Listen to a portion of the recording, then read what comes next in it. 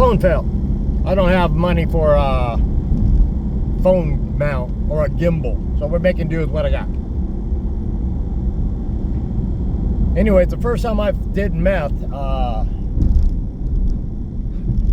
It happened to be pure. My friend from high school friend went over to California to go to school and met some chemistry major, and he'd make up a batch there in the chem lab. This was a long time ago. Anyways, he gave me a little bullet, and I did a little bump of that, and felt like it burned so bad. It wasn't coke, it was methamphetamine. It smells like epoxy that's curing off in your sinuses. But about 5 minutes later, I could think. I mean, I knew I could go to medical school. I could go to law school. I could comprehend.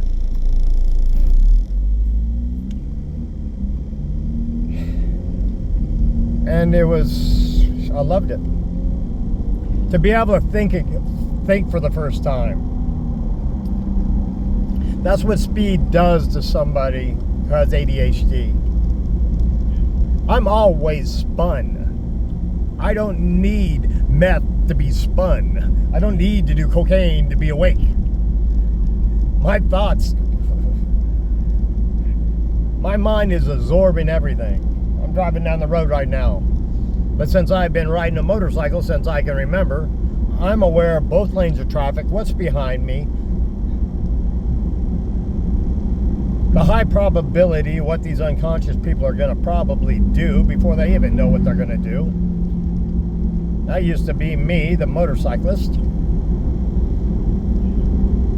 Always in a hurry, and then I would look to my right or my left, and I'd see the same car that I passed 5 lights, before.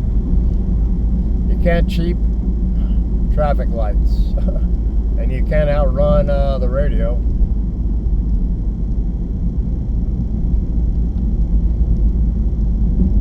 Although, quick story, my friend Mark, I didn't know I would meet Mark, but the first time I ever saw Mark, cops got this guy in a red Camaro IROC. It's pulled over. Damn asphalt got to be 130, 40 degrees. They pulling him over, and they got him at gunpoint. Their guns are out. They have his ass face down on the asphalt. And I drive by going, now what the fuck? And who the fuck? You know, like a week later, I'm over at some tweaker's house, and I meet Mark. I'm like, dude, was that you? He's like, yeah. I beat the shit out of some cops. That's what happens when you beat the shit out of cops. They beat the shit out of you. Anyways, Mark was a meth addict, but he's a genius and like just crazy, man. I miss Mark. I hope he's still clean. It's amazing. Anyways, this dude could walk around on 150 degree asphalt in bare feet. His feet were so, no shoes. I just couldn't mind over matter. I don't know. It just blew my mind.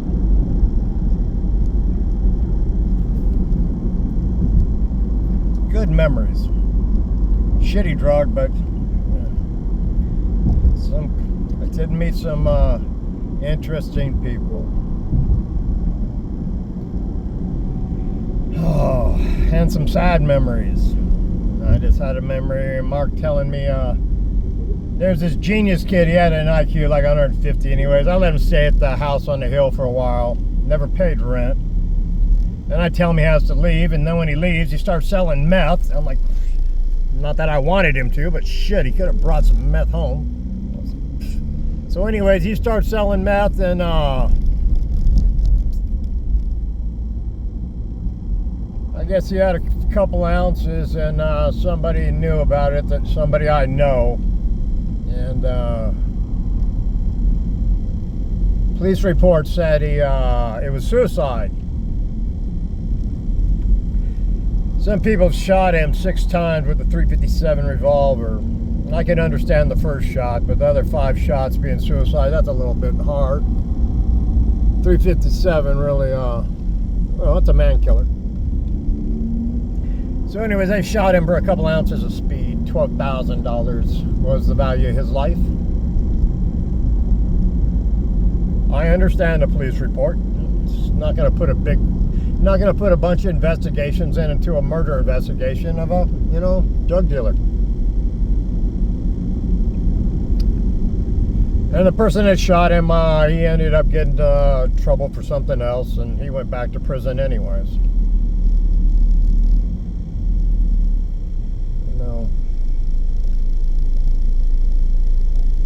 Back to the topic being acceptance, and people bring up, page 449, acceptance is the key to all our problems, and sometimes life is full of really unacceptable shit. But you can't change it. God grant me the courage to change the things I can.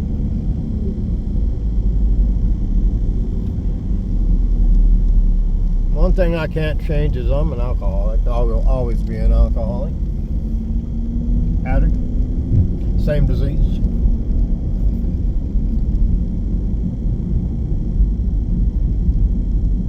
And then with God's grace, one day at a time, I haven't had a craving, a desire to drink. I filmed thousands of people out in Old Town, all out to have a good time. And as long as they're having a safe time, long as drunk security, management, and police aren't smashing drunks' faces in the ground, jumping on them, Spence calls that a successful 24 hours. And that is what Spence is gonna do. He's at his second meeting. I do 2 meetings on Friday, and not that the weekends are stressful.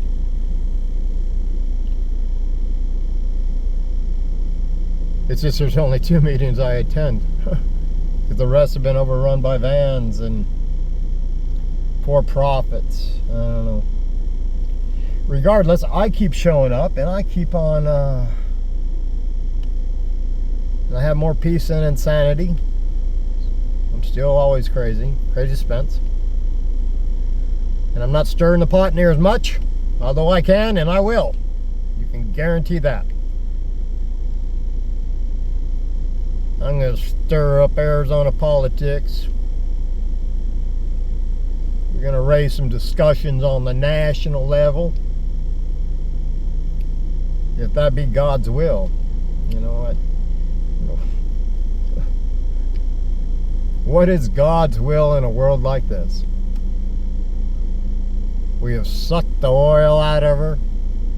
We have contaminated the groundwater throughout this beautiful country.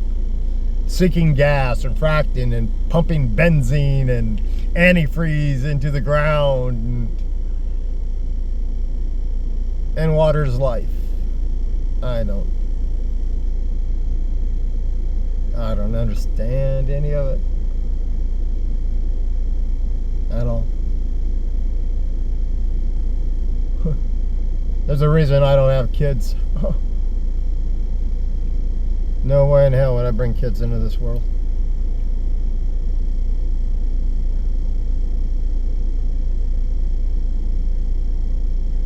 And then I see everybody else's brand new kids and babies, and I'm just like, my heart goes out to the world. What are we going to leave the generations to follow? Because these last couple 100 years have been some pretty greedy families. I mean, my God, $1 billion. Billionaire kids. Now, I see them in Old Town. And all the private jets flying in, the scale airport. God. Progress, folks. This world is for those that have, not the have-nots. One thing you got to remember, folks, we need power. You need electricity. You can't access your digital dollars without power. We ever have a blackout, your gold bars don't mean shit. I love that show, Billionaires, Billions, or whatever. I thought that was a great show, especially at the end. His wife's taking out all those gold bars. I can remember, I used to own some.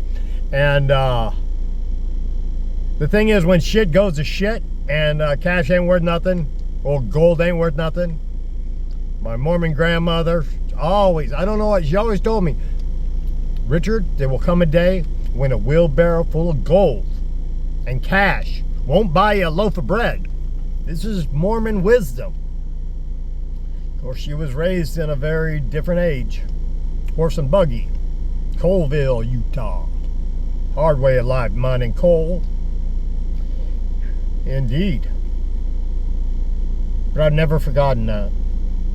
How could a wheelbarrow full of gold be worth more than a loaf of bread or a gallon of water?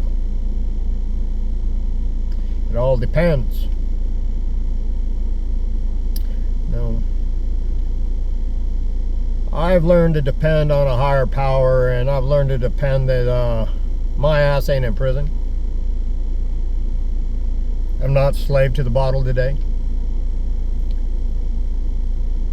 I'm alive, I'm healthy. I've survived kidney stones, cancer.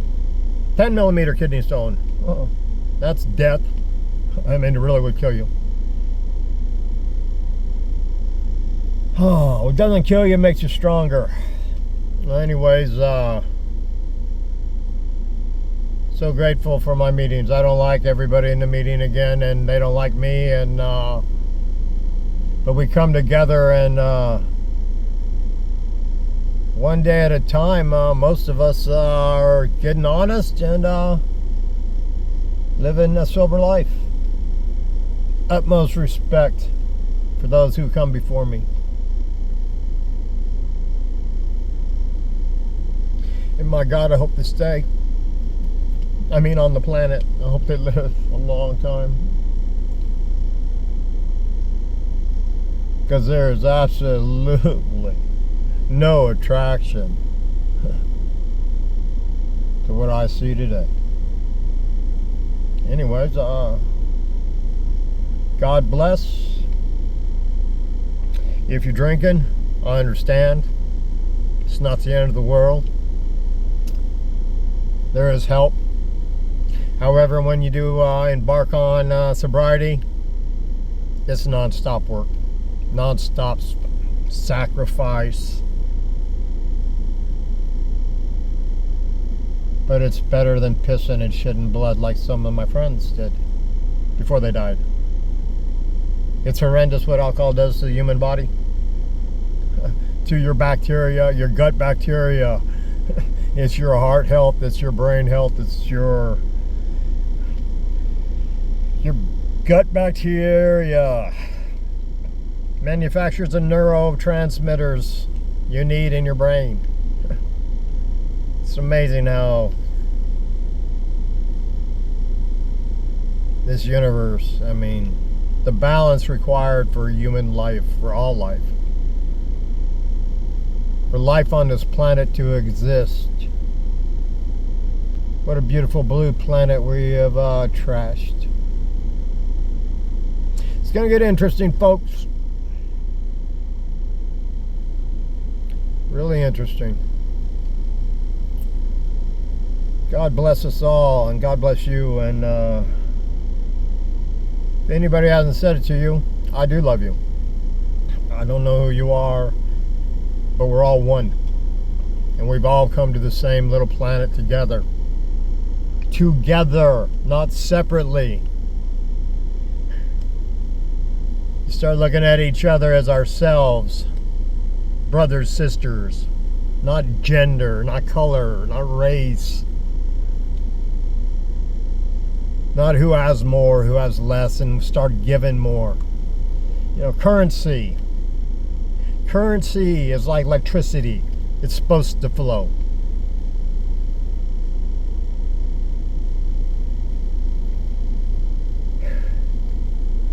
Can't keep it unless you give it away.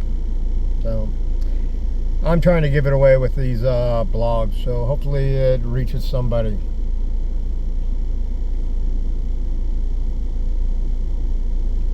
I don't know.